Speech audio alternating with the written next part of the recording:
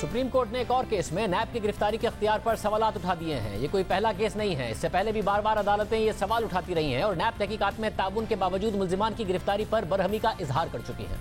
गुज़िश्ता रोज supreme court के senior तरीन जज जस्टिस उमर अता बंदियाल की सरबराही में जमानत कबल गिरफ्तारी की दरख्वास्त पर समाअत हुई।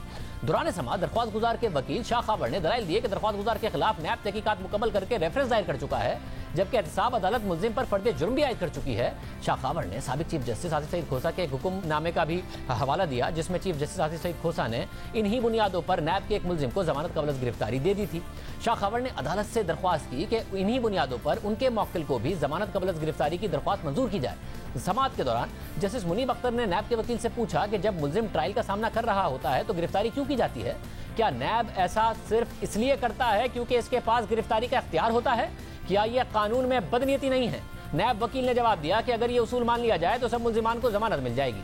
समाअत के आखिर में बेंच के सरबराह जस्टिस उमर अता बंदियाल ने फरीकैन के वकीलों से कहा कि नैब गिरफ्तारियों के मामले पर अदालत की मुआवनत करें, साथ ही दरख्वास्त गुजार की अबूरी जमानत मंजूर कर ली।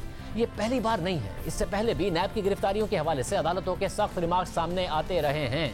अदालतें मुख्तलिफ मौक़ों पर चेयरमैन नैब के गिरफ्तारी के इख्तियार पर सवाल उठाती रही हैं। नवंबर 2018 में जस्टिस शेख अजमत सईद की सरबराही में डिविजनल बेंच ने मुल्जिम को गिरफ्तारी के हवाले से नैब की फैसला साजी पर सवाल उठा दिए और पूछा कि नैब अब तक एक यूनिफॉर्म पॉलिसी तैयार क्यों नहीं कर सका।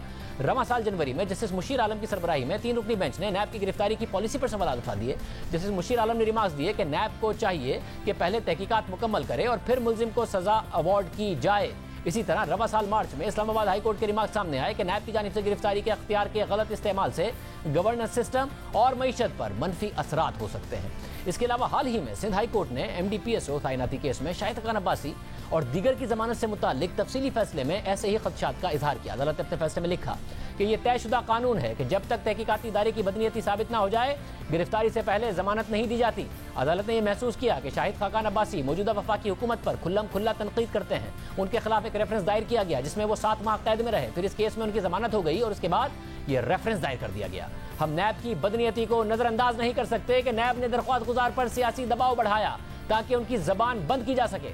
सिंध हाई कोर्ट ने अपने फैसले में मजीद लिखा कि दिलचस्प बात यह है कि जब नैब के स्पेशल प्रोसिक्यूटर और तफ्तीशी अफसर से पूछा गया कि सिंध और वफाक में अक्सरियती जमात के खिलाफ कितने रेफरेंस फाइल हुए हैं तो जवाब नहीं दिया गया। दूसरी जानिब अपोजिशन जमातों की APC के 2 दिन बाद नैब ने मौलाना फजलुर रहमान को भी बुला लिया है।